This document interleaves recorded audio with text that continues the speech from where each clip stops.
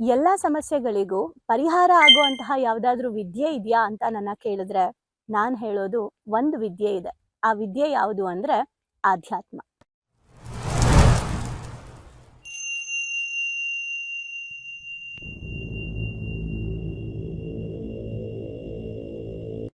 ಹೌದು, ಆಧ್ಯಾತ್ಮ ಅನ್ನೋದು ವಿದ್ಯೆನ ಅಥವಾ ಜೀವನ ಶೈಲಿನ ಅನ್ನೋ ಗೊಂದಲದಲ್ಲೇ ಇವತ್ತು ತುಂಬಾ ಜನ ನಾವಿದ್ದೀವಿ. ಆದ್ರೆ ಈ ಗೊಂದಲಗಳಿಂದ ನಿಮಗೆ ಉತ್ತರ ಸಿಗೋದಕ್ಕೆ, ಸ್ಪಷ್ಟತೆ ಸಿಗೋದಕ್ಕೆ, ಬರೀ ನಿಮಗೆ ಆಧ್ಯಾತ್ಮದ ಬಗ್ಗೆ ಸ್ಪಷ್ಟತೆ ಸಿಗೋದು ಮಾತ್ರ ಅಲ್ಲದೆ ಯಾವ ಸಾಧನೆಗಳನ್ನ ಮಾಡಬೇಕು, ಹಂತ ಹಂತವಾಗಿ ಹೇಗೆ ನಾವು ಆಧ್ಯಾತ್ಮದ ಅಭ್ಯಾಸಗಳನ್ನ ರೂಢಿಸ್ಕೋಬೇಕು, ನಮ್ಮ ಬದುಕಿನ ಶೈಲಿಯಲ್ಲಿ ದಿನನಿತ್ಯದ ನಮ್ಮ ಡೈಲಿ ರೊಟೀನಲ್ಲೂ ಕೂಡ ಯಾವ ರೀತಿ ನಾವು ಆಧ್ಯಾತ್ಮವನ್ನ ಅಳವಡಿಸ್ಕೋಬೇಕು ಅನ್ನೋದ್ರ ಬಗ್ಗೆ ಯಾರಿಗೆಲ್ಲ ತಿಳ್ಕೋಬೇಕು ಅನ್ನೋ ಆಸಕ್ತಿ ಇದೆ ಅವರಿಗೋಸ್ಕರ ಭಾವನೆಗಳಿಗೊಂದು ಶಾಲೆಯಲ್ಲಿ ನಮ್ಮ ಆಧ್ಯಾತ್ಮದ ತರಬೇತಿ ಶುರುವಾಗ್ತಾ ಇದೆ.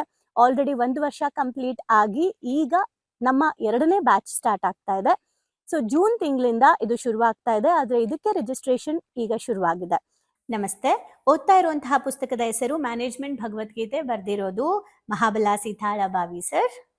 ಸೊ ಇವತ್ತು ಓದ್ತಾ ಇರುವಂತಹ ಹೊಸ ಚಾಪ್ಟರ್ ಯಾವುದು ಅಂದ್ರೆ ಒತ್ತಡ ಗೆದ್ದರೆ ಯುದ್ಧವನ್ನೇ ಗೆದ್ದಂತೆ. ನಿಮ್ಗಿರೋ ಪ್ರೆಷರ್ನ ನೀವು ವಿನ್ ಮಾಡ್ಬಿಟ್ರೆ ದೊಡ್ಡ ಯುದ್ಧನೇ ಗೆದ್ದಂತೆ ಅಂತ. ಹೆಂಗೆ ನೋಡೋಣ.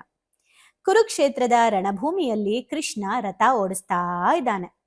ಧನುರ್ಧಾರಿ ಅರ್ಜುನ ಹಿಂದೆ ಕುಳಿತಿದ್ದಾನೆ. ಕೃಷ್ಣ ನಾನು ಯಾರೊಂದಿಗೆ ಹೋರಾಟ ಮಾಡಬೇಕೆಂಬುದನ್ನು ಒಮ್ಮೆ ಸೂಕ್ಷ್ಮವಾಗಿ ನೋಡಬೇಕು. ಕೌರವರು ಪಾಂಡವರ ಸೇನೆಯ ಮಧ್ಯದಲ್ಲಿ ರಥನ ಒಯ್ದು ನಿಲ್ಸು ಅಂತ ಅರ್ಜುನ ಹೇಳ್ತಾನೆ. ಅಂದ್ರೆ ಕೃಷ್ಣ ನಾನು ಯಾರೊಂದಿಗೆ ಹೋರಾಟ ಸರಿಯಾಗಿ ಮಾಡ್ಬೇಕು ಅಂತ ಸೂಕ್ಷ್ಮವಾಗಿ ನೋಡ್ಬೇಕು, ಹಂಗಾಗಿ ನಮ್ಮಿಬ್ರು ಮಧ್ಯದಲ್ಲಿ, ಯುದ್ಧದ ಮಧ್ಯದಲ್ಲಿ ಹೋಗ್ಬಿಟ್ಟು ನೀನು ರಥನ ನಿಲ್ಸು ಅಂತ ಹೇಳ್ತಾರೆ. ಅದರಂತೆ ಉಭಯ ಸೇನೆಗಳ ಮಧ್ಯೆ ಕೃಷ್ಣ ರಥ ತಂದು ನಿಲ್ಲಿಸ್ತಾರೆ. ಅರ್ಜುನ ಒಮ್ಮೆ ಸುತ್ತ ನೋಡ್ತಾನೆ.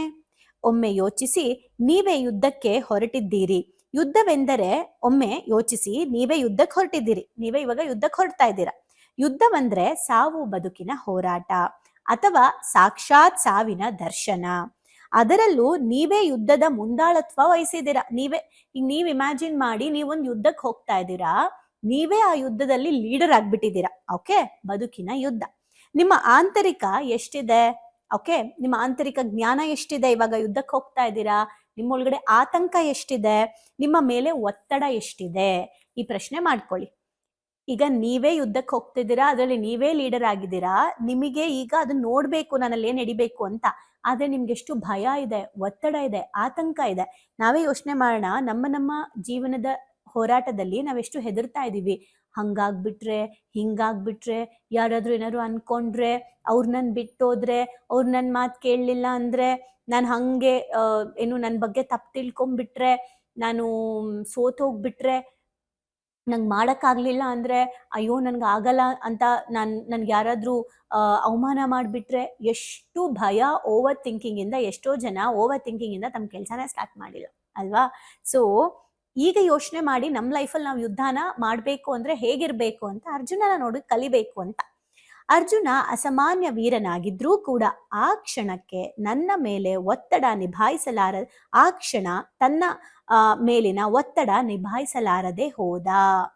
ಅಂದ್ರೆ ಅವನ್ ಎಷ್ಟೇ ಸ್ಟ್ರಾಂಗ್ ಇದ್ರೂನು ಅವನು ಕೂಡ ಪ್ರೆಷರ್ನ ತಡ್ಕೊಳಕ್ ಆಗಿಲ್ಲ ಅವನಿಗೆ. ಕೃಷ್ಣ ಯುದ್ಧಕ್ಕೆ ಸಿದ್ಧರಾಗಿ ನಿಂತಿರುವ ನನ್ನವರನ್ನು ನೋಡಿ ನನ್ನ ಅಂಗಾಂಗಗಳು ಕುಂದುತ್ತಿವೆ, ಮುಖವು ಬಾಡುತ್ತಿದೆ ಅಂತ ಕೃಷ್ಣಂಗೆ ಹೇಳ್ತಾನೆ. ಅಷ್ಟು ಪವರ್ಫುಲ್ ವ್ಯಕ್ತಿ ಇಲ್ಲಿರುವಂತ ನನ್ನವ್ರನ್ನೆಲ್ಲ ನೋಡಿದ್ರೆ ನಂಗೆ ನಡುಕ ಬರ್ತಾ ಇದೆ, ನನ್ನ ಮುಖ ಬಾಡ್ತಾ ಇದೆ ಅಂತ ಅರ್ಜುನ ಹೇಳ್ತಾರೆ. ಶರೀರ ಕಂಪಿಸ್ತಾ ಇದೆ, ರೋಮಾಂಚನ ಆಗ್ತಾ ಇದೆ, ನನ್ನ ಕೈಯಿಂದ ಗಾಂಡೀವ ಕೆಳಗೆ ಜಾರಿ ಬೀಳ್ತಾ ಇದೆ, ಚರ್ಮ ಸುಡ್ತಾ ಇದೆ ಅಂತ ಅವರು ಹೇಳ್ತಾರೆ. ನನಗೆ ನಿಲ್ಲುವುದಕ್ಕೂ ಆಗ್ತಾ ಇಲ್ಲ. ಮನಸ್ಸು ಚಾಂಚಲ್ಯದಿಂದ ಗಿರಗಿರ ಅಂತ ಸುತ್ತಾ ಇದೆ. ಕೆಟ್ಟ ಶಕುನಗಳು ಕಾಣಿಸ್ತಾ ಇದೆ.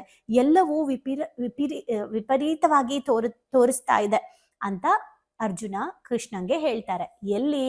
ಯುದ್ಧ ಭೂಮಿಯ ಮಧ್ಯದಲ್ಲಿ ತಗೊಂಡೋಗಿ ನಿಲ್ಸು, ನಾನು ನೋಡ್ತೀನಿ ಅಂತ ಹೇಳ್ಬಿಟ್ರು. ತಗೊಂಡೋಗಿ ನಿಲ್ಸಿದ್ಮೇಲೆ ಏನೇನ್ ಹೇಳ್ತಿದ್ದಾರೆ? ನನಗೆ ಕೈಕಾಲು ನಡುಗ್ತಾ ಇದೆ, ಮುಖ ಬಾಡ್ತಾ ಇದೆ, ಚರ್ಮ ಸುಡ್ತಾ ಇದೆ, ಗಾಂಡೀವ ಕೆಳಗೆ ಬೀಳ್ತಾ ಇದೆ, ನನ್ಗೇನ್ ಮಾಡ್ಬೇಕು ಗೊತ್ತಾಗ್ತಾ ಇಲ್ಲ, ಮನ್ಸು ಚಂಚಲ ಆಗ್ತಾ ಇದೆ, ನಿಲ್ಲಕ್ಕೂ ಆಗ್ತಾ ಇಲ್ಲ, ತಲೆ ಸುತ್ತಾ ಇದೆ ಅಂತ ಹೇಳ್ತಾರೆ. ನಾವು ಹಂಗೆ ಅಲ್ವಾ?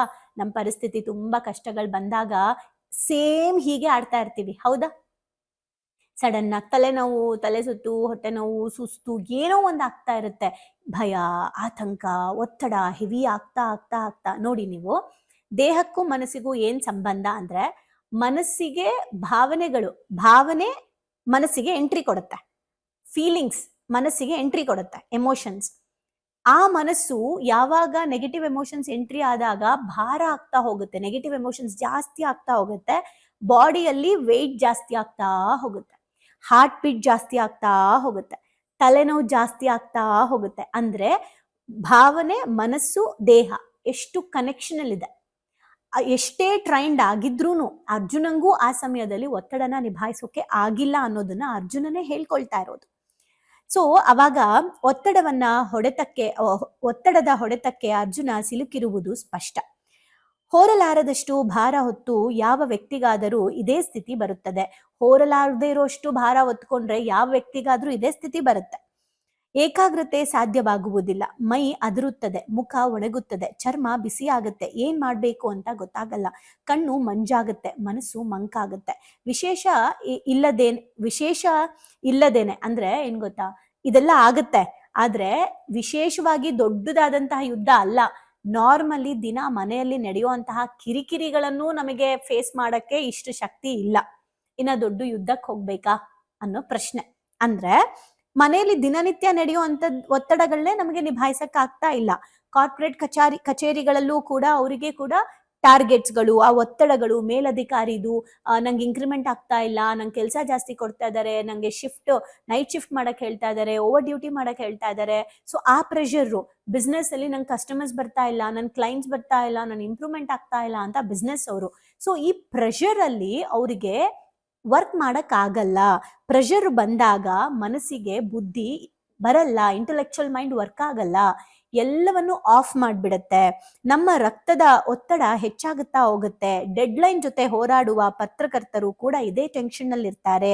ಷೇರು ಮಾರುಕಟ್ಟೆಯಲ್ಲಂತೂ ಪ್ರತಿದಿನ ಅವರು ಸಾವು ಬದುಕಿನ ಮಧ್ಯಾಹ್ನ ಪ್ರೆಷರ್ ಅಲ್ಲಿ ಹೋರಾಡ್ತಾ ಇರ್ತಾರೆ. ಪ್ರಾಜೆಕ್ಟ್ ಮುಗಿಸಿದ್ರೆ ಸಾಕು ಅಂತ ಸಾಫ್ಟ್ವೇರ್ ಉದ್ಯೋಗಿಗಳು ಓಡಾಡ್ತಾ ಇರ್ತಾರೆ.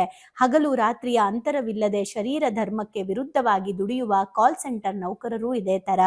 ಇಡೀ ದಿನ ಅಂಕಿ ಸಂಖ್ಯೆಗಳನ್ನೇ ನೋಡಿ ನೋಡಿ ಬೇಸತ್ತ ಬ್ಯಾಂಕ್ ಅಥವಾ ಹಣಕಾಸು ಸಂಸ್ಥೆಗಳ ಉದ್ಯೋಗಿಗಳು ಒಂದೊಂದು ಕೆಲಸದಲ್ಲಿ ಒಂದೊಂದು ರೀತಿಯ ಒತ್ತಡ, ರೇಜಿಗೆ, ಅಸಹನೆ. ಮೊದಲು ಈ ಸ್ಥಿತಿಯನ್ನು ನಿಭಾಯಿಸುವುದನ್ನು ಕಲಿತುಕೊಂಡರೆ ಮತ್ತೆಲ್ಲವೂ ಸುರಳಿತ. ಆದರೆ ಸಂಪೂರ್ಣ ಒತ್ತಡರಹಿತ ಜೀವನ ಇಲ್ಲ ಅನ್ನೋದು ನಮ್ ಗಮನದಲ್ಲಿ ಇರ್ಬೇಕು. ನೋಡಿ ಎಷ್ಟು ಕ್ಲಿಯರ್ ಆಗಿ ಹೇಳಿದ್ದಾರೆ ಅಂದ್ರೆ, ನಾವು ನಮ್ಮ ಲೈಫಲ್ಲಿ ದಿನನಿತ್ಯದ ಪ್ರೆಷರ್, ಬೆಳಗ್ಗೆ ಬೇಗ ಹೇಳ್ಬೇಕು, ಮಕ್ಕಳ ಸ್ಕೂಲಿಗೆ ಕಳಿಸ್ಬೇಕು, ಅಯ್ಯೋ ಎಕ್ಸಾಮ್ ಹತ್ರ ಬರ್ತಾ ಇದೆ, ನನಗೆ ಈ ತಿಂಗಳು ಹಾಗೆ ಹೋಯ್ತು, ನಾನು ಅಲ್ಲಿಗೆ ಹೋಗ್ಬೇಕಿತ್ತು, ಹೋಗಕ್ಕಾಗಿಲ್ಲ, ಮಾಡ್ಬೇಕಿತ್ತು, ಮಾಡಕ್ಕಾಗಿಲ್ಲ. ಈ ಚಿಕ್ಕ ಚಿಕ್ಕ ಕಿರಿಕಿರಿಯಲ್ಲಿ ನಾವು ಎಷ್ಟು ಪ್ರೆಷರ್ ತಗೊಳ್ತಾ ಇದ್ದೀವಿ. ಬಟ್ ನಾನು ನಿಜವಾಗ್ಲೂ ಹೇಳ್ತೀನಿ ನೋಡಿ, ಹೆಂಗೆ ಅಂದ್ರೆ ಫಾರ್ ಎಕ್ಸಾಂಪಲ್ ಹೇಗೆ ನಿಭಾಯಿಸೋದು. ನನ್ನ ತಲೆಯಲ್ಲಿ ಬರಲ್ವಾ ಮೇಡಮ್ ನಿಮ್ಗೆ ಪ್ರೆಷರು, ಅರ್ಜುನಂಗೆ ಬಂದಿದೆ ನಿಮಗ್ ಬರಲ್ವಾ ಅಂತ ನೀವು ಕೇಳೋದಾದ್ರೆ ಬರುತ್ತೆ, ಆಯ್ತಾ? ಹಾಗೆ ಕೃಷ್ಣ ನನ್ನ ಜೊತೆಲಿದ್ದಾನೆ, ದಟ್ ಮೀನ್ಸ್ ನಾಲೆಜ್, ನನಗೆ ಮತ್ತೆ ವಾಪಸ್ ಅರಿವು, ನನಗೆ ಮತ್ತೆ ವಾಪಸ್ ಅರ್ಥ ಮಾಡಿಸುತ್ತೆ. ಸೊ ನಂಗೂ ಪ್ರೆಷರ್ ಬರುತ್ತೆ, ಒಳಗಡೆ ಇರುವಂತಹ ಕೃಷ್ಣನಿಂದ ನನಗೆ ಆನ್ಸರ್ ಸಿಗುತ್ತೆ. ಅರ್ಥ ಆಯ್ತಲ್ಲ ನಿಮ್ಗೆ? ಸೊ ನೀವು ಅದನ್ನ ಯೂಸ್ ಮಾಡ್ಕೋಬಹುದು. ಸೊ ಹೇಗೆ ಅಂದ್ರೆ ಎಕ್ಸಾಂಪಲ್ ಕೊಡ್ತೀನಿ, ರೀಸೆಂಟ್ ಆಗಿ ನಡೆದಿದ್ದು. ನಾನು ಈ ವಿಡಿಯೋ ಇವಾಗ ಏನ್ ನೋಡ್ತಾ ಇದ್ದೀರಾ, ಇದೆಲ್ಲ ಹೆಂಗೆ ಅಂದ್ರೆ ನನಗೆ ಮೇ 1ನೇ ತಾರೀಕಿಂದ ಬ್ಯಾಕ್ ಟು ಬ್ಯಾಕ್ ವರ್ಕ್ಗಳು, ಸ್ಕೆಡ್ಯೂಲ್ಸ್ ಹೆಂಗ್ ಫಿಕ್ಸ್ ಆಗ್ಬಿಟ್ಟಿತ್ತು ಅಂತಂದ್ರೆ ಎವ್ರಿ ಡೇ ನಂಗೆ, ಯಾಕಂದ್ರೆ ಮಗು ಎಕ್ಸಾಮ್ ರಜಾ ಅಲ್ವಾ ಇವಾಗ, ಊರಿಗೆ ಕಳಿಸ್ಬೋದು. ಸೊ ನಂಗೆ ಬೇರೆ ಯಾವುದು ಇಲ್ಲ. ಸೊ ಬೇಗ ನಾನು ಕೆಲಸಗಳನ್ನ ಮಾಡಬೇಕು. ಈ ಟೈಮಲ್ಲಿ ನಾನು ಏನ್ ಮಾಡಿದೆ, ಒಂದು 10 days ರೆಸಿಡೆನ್ಷಿಯಲ್ ವರ್ಕ್ಶಾಪ್ ಹೋದೆ. ನಂದು ನನ್ನ ಹಸ್ಬೆಂಡ್ ಬರ್ತ್ಡೇ ಬರುತ್ತೆ. ಪ್ರತಿ ವರ್ಷ ನಾನು ಬರ್ತ್ಡೇ ನಮ್ಮ ಕುಟುಂಬದ ಜೊತೆನೆ ಸೆಲೆಬ್ರೇಟ್ ಮಾಡೋದು, ಇದು ನನ್ನ ತಲೆಯಲ್ಲಿತ್ತು. 10 ದಿನಕ್ಕೆ ಪ್ಯಾಕಿಂಗ್ ಮಾಡ್ಕೊಬೇಕು. ಆ್ಯಂಡ್ ಇನ್ನೊಂದು ಪುಸ್ತಕ ಲಾಂಚ್ ಮಾಡಿ, ಇನ್ನೊಂದು ಪುಸ್ತಕ ಬರೀರಿ ಅಂತ ಹೇಳಿ ಪಬ್ಲಿಷರ್ ಕಾಲ್ ಮಾಡಿದ್ರು.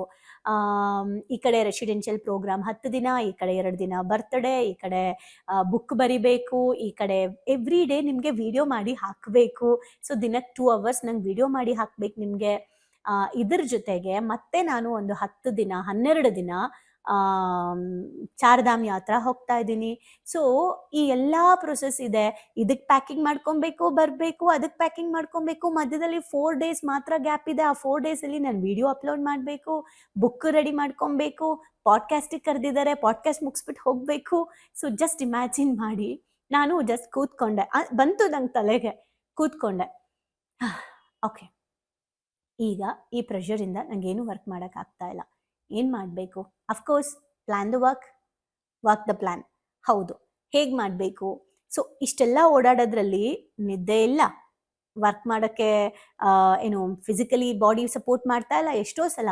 ಬಟ್ ಸ್ಟಿಲ್ ಬೆಳಗ್ಗೆ ಕ್ಲಾಸು ಮಾಡಿಕೊಂಡು, ಈ ಕಡೆ ಬುಕ್ಕು ವಿಡಿಯೋ ರೆಕಾರ್ಡ್ ಮಾಡಿಕೊಂಡು, ಈ ಕಡೆ ಬುಕ್ ಬರೆಯೋದು ಕೆಲಸ ಮಾಡಿಕೊಂಡು, ಈ ಕಡೆ ಬರ್ತ್ಡೇನೂ ಸೆಲೆಬ್ರೇಟ್ ಮಾಡಿಕೊಂಡು, ಈ ಕಡೆ 10 ದಿನ ರೆಸಿಡೆನ್ಷಿಯಲ್ ಕ್ಯಾಂಪಿಗೂ ಹೋಗಿ, ಈ ಕಡೆ 12 ದಿನ ಯಾತ್ರೆಗೂ ಹೋಗಿ, ಲೈಕ್ ಐ ಆಮ್ ಬ್ಯಾಲೆನ್ಸಿಂಗ್. ನನಗೆ ಖುಷಿ ಅನ್ನಿಸ್ತು, ಓಕೆ ಬ್ಯಾಲೆನ್ಸ್ ಆಗ್ತಾ ಇದೆ ಅಂತ. ಹೇಗೆ ಅಂದರೆ ಕೃಷ್ಣನಿಂದ. ದಟ್ ಮೀನ್ಸ್ ನಾನು ಶಿವ ಶಿವ ಅಂತ ಇರ್ತೀನಿ ಅಲ್ವಾ, ನಿಜಕ್ಕೂ ಹೇಳ್ತೀನಿ, ಹೆಂಗೆ ಎಲ್ಲ ನಮಗೆ ಇದನ್ನ ಮಾಡ್ಬೇಕು, ನಾನು ನೀನು ಮಾಡಿಸು ಅಂತ ಸರೆಂಡರ್ ಆದಾಗ ತಂತಾನೆ ಕೆಲಸಗಳು ನಡೆಯುತ್ತೆ ಅನ್ನೋದನ್ನ ನಾನು ಯಾವಾಗಲೂ ಹೇಳ್ತಿರ್ತೀನಿ. ಫಸ್ಟು ರಿಲ್ಯಾಕ್ಸ್ ಆಗಿ, ಓಕೆ ಎಷ್ಟಾದರೂ ಕೆಲಸ ಇರಲಿ, ಆರಾಮಾಗಿ ಮಾಡೋಣ. ನನ್ನನ್ನೇ ನಾನು ಕಳ್ಕೊಂಡ್ಬಿಟ್ರೆ ಕೆಲಸ ಮಾಡೋರು ಯಾರು? ಫಸ್ಟು ನಾನು ಕಾಮಾಗಿರೋಣ. ಫಸ್ಟ್ ಯಾವ್ದು ಬೇಕೋ ಅದನ್ನು ಯೋಚನೆ ಮಾಡೋಣ. ತುಂಬ ಪ್ರೆಷರ್ ತೊಗೊಳ್ಳೋದು ಬೇಡ. ಫಸ್ಟು ನನಗೇನು ಮಾಡಬೇಕು, ನಾನು 10 ದಿನ 12 ದಿನ ಇರಲ್ಲ, ಟೋಟಲ್ ಈ ತಿಂಗಳಲ್ಲಿ 22 ದಿನ ಇರಲ್ಲ ನಾನು. ಓಕೆ, 22 ದಿನ, 31 ದಿನದಲ್ಲಿ 22 ದಿನ ನಾನು ಮನೇಲೇ ಇರಲ್ಲ.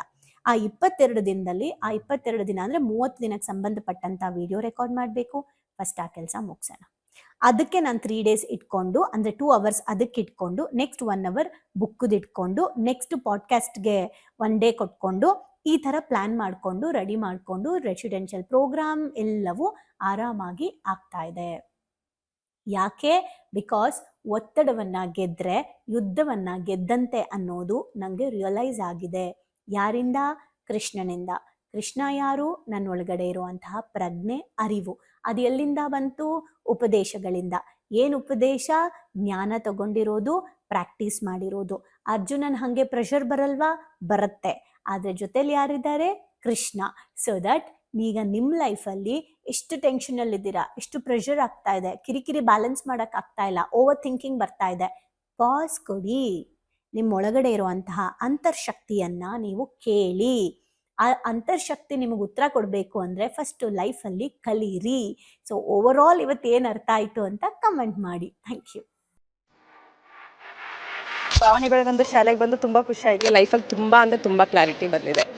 ತುಂಬಾನೇ ಬದಲಾವಣೆ ಆಗಿದೆ. ನಂಗೆ ತುಂಬಾ ಖುಷಿ ಇದೆ ನಾನು ಇಲ್ಲಿಗೆ ಬಂದಿರೋದು. ನನಗೆ ತುಂಬಾ ಖುಷಿ ಆಗ್ತಿದೆ. ಪ್ರತಿಯೊಂದಕ್ಕೂ ಸ್ಫೂರ್ತಿ ಸಿಕ್ಕಿದೆ, ನೆಮ್ಮದಿ ಸಿಕ್ಕಿದೆ.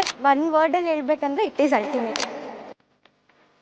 ಲೈಫ್ ತುಂಬ ಕಾಂಪ್ಲಿಕೇಟ್ ಅನ್ಕೊಂಡಿದ್ದೆ, ಬಟ್ ಈ ಕ್ಲಾಸಿಗೆ ಸೇರಿದ್ಮೇಲೆ ತುಂಬ ಈಸಿಯಾಗಿ ಅರ್ಥಪೂರ್ಣವಾಗಿ ಹೇಗೆ ಜೀವಿಸ್ಬೇಕು ಅನ್ನೋದು ಗೊತ್ತಾಯ್ತು. ಆಕ್ಚುಲ್ ಆಗಿ ನಂಗೆ ತುಂಬಾ ಖುಷಿ ಇದೆ ನಾನು ಇಲ್ಲಿಗೆ ಬಂದಿರೋದು. ಈ ಒಂದು ವರ್ಕ್ಶಾಪ್ ಬಂದಿರೋ ಉದ್ದೇಶ ಅಂದರೆ ತಾರಾ ಮೇಡಮು ಏನೇ ಕೊಟ್ಟರು ಒಂದು ಅದ್ಭುತವಾಗಿ ಸ್ಪೆಷಲ್ ಆಗಿ ಕೊಡ್ತಾರೆ ಅನ್ನೋ ನಂಬಿಕೆ ಇದೆ. ಈ ಒಂದು ವರ್ಕ್ಶಾಪಲ್ಲಿ ಇನ್ನೂ ಅದ್ಭುತವಾಗಿ ಸಿಗ್ತದೆ ಅಂತ ನಂಬ್ಕೊಂಡು ಬಂದಿದ್ದೀನಿ. ಖಂಡಿತ ಆಗುತ್ತೆ. ಡೈಲಿ ಹೊಸ ಹೊಸ ಟಾಪಿಕ್ ನಾವು ಡೈಲಿ ವೇಟ್ ಮಾಡ್ತಾ ಇರ್ತೀವಿ, ಇವತ್ತೇನು ಹೇಳ್ಕೊಡ್ತಾರೆ, ನಾಳೆ ಏನು ಹೇಳ್ಕೊಡ್ತಾರೆ ಅಂತೇಳಿ. ನಾನು ಎಲ್ಲರಿಗೂ ಹೇಳೋದಷ್ಟೇ, ಅವ್ರು ಕೊಡೋ ಎಲ್ಲ ಟಾಸ್ಕ್ನು ಚೆನ್ನಾಗಿ ಫಾಲೋ ಅಪ್ ಮಾಡಿದರೆ ನಿಮ್ಮ ಜೀವನ ಇನ್ನೂ ತುಂಬ ಚೆನ್ನಾಗಿರುತ್ತೆ. ಎಜುಕೇಶನ್ ಬಂದ್ಮೇಲೆ ನನ್ನ ಲೈಫ್ ಸೇವ್ ಆಯ್ತು ಅಂತಾನೆ ಹೇಳ್ಬೋದು. ಸೊ ಬಹಳನೇ ಖುಷಿ ಇದೆ. ನಮ್ಮನ್ನ ನಾವು ಟ್ರಾನ್ಸ್ಫಾರ್ಮ್ ಮಾಡ್ಕೊಂಡು ಈ ಹ್ಯಾಬಿಟ್ಸ್ ಎಲ್ಲ ನಾವು ಇನ್ಸ್ಟಾಲ್ ಮಾಡ್ಕೊಂಡ್ರೆ ನಮ್ಮ ಲೈಫ್ ಖಂಡಿತವಾಗ್ಲೂ ಸಕ್ಸಸ್ಫುಲ್ ಆಗುತ್ತೆ ಅಂತ ಅಂದ್ಬಿಟ್ಟು. ಸೊ ನಿಮ್ಮ ಲೈಫ್ ಚೇಂಜಿಂಗ್ ಟ್ರಾನ್ಸ್ಫಾರ್ಮೇಶನ್ ಅಂತ ಅಂದ್ರೆ ಇದಕ್ಕೆ ಎಮೋಜಿಮ್ is the most and main ಕಾರಣ ಅಂತಾನೆ ಹೇಳ್ತೀನಿ. ಎಕ್ಸ್ಪ್ರೆಸ್ ಮಾಡ್ಬೇಕಂದ್ರೆ ಒಂದು ವರ್ಡ್ ಅದು ಭಾಳ ಚಿಕ್ಕದಾಗತ್ತೆ. ಅದು ಏನಂತಂದ್ರೆ ಥ್ಯಾಂಕ್ ಯು ಅನ್ನೋಂಥ ವರ್ಡ್ ಮಾತ್ರ ನಾನು ಎಕ್ಸ್ಪ್ರೆಸ್ ಮಾಡ್ಬೋದು. ಒಂದೊಂದು ಸ್ಟೆಪ್ಪಲ್ಲೂ ನಾವು ಚೇಂಜ್ ಆಗ್ತಿದ್ದೀನಿ, ನಾನು ಚೇಂಜ್ ಆಗ್ತಿದ್ದೀನಿ ಅನ್ನೋದು ತುಂಬ ನನಗೆ ಅಳವಡಿಕೆ ಆಗ್ತಿದೆ. ಮತ್ತು ಎಲ್ಲ ಸ್ಕೂಲು ಕಾಲೇಜ್ಗಳಲ್ಲೂ ಇದೊಂದು ಸಬ್ಜೆಕ್ಟ್ ಅಂತ ಇಡಬೇಕು ಮಕ್ಕಳಿಗೆ. ಎಲ್ರಿಗೂ ಯೂಸ್ ಆಗುವಂಥ ಕ್ಲಾಸ್ ಇದು, ಯೂನಿಕ್ ಆಗಿದೆ. ಇಮೋಜಿಮ್ ಟೀಮ್ಗೆ ಥ್ಯಾಂಕ್ ಯು. ಇದೆಲ್ಲ ನಡೆಸ್ತಾ ಇರುವಂಥ ತಾರಾ ಮೇಡಮ್ಗೆ, ಸಂದೇಶ್ ಸರ್ಗೆ, ಜೊತೆಗೆ ಎಮೋಜಿಮ್ ಟೀಮ್ಗೆ thank you so much. So ಯಾರ್ಯಾರೆಲ್ಲ ಸೇರ್ಕೊಂಡಿಲ್ಲ ದಯವಿಟ್ಟು ಸೇರ್ಕೊಳ್ಳಿ. So it is very utilising. Life long ಯಾರಿಗಾದ್ರೂ ಚಿರಋಣಿಯಾಗಿರ್ತೀವಿ ಅಂದರೆ ಅದು ಸಂದೇಶನ ಮತ್ತು ತಾರಾ. ಸೊ ಬನ್ನಿ ಭಾವನೆಗಳಿಗೊಂದು ಶಾಲೆನ ಎಂಟರ್ ಆಗಿ ಅದನ್ನ ಫೀಲ್ ಮಾಡಿ. ಅಂದ್ರೆ ರಿಕ್ವೆಸ್ಟ್ ಮಾಡ್ಕೊಂತಿದ್ದೀನಿ ನಿಮಗೆ, ಇದರಿಂದ ಲಾಸ್ ಆಗೋದಂತೂ ಏನೂ ಇಲ್ಲ, ಬಟ್ ಲೈಫಲ್ಲಿ ತುಂಬಾನೇ ಪಡ್ಕೊಂತೀನಿ ನಾನು. ಅದಕ್ಕೆ ನಾನು ಶೋರ್ ಗ್ಯಾರಂಟಿ ಕೊಡ್ತೀನಿ ನಾನು. ಎಲ್ಲೋ thank you to Tara ma'am and Sandesh sir. Thank you to whole my ಎಮೋಜಿಮ್. Thank you.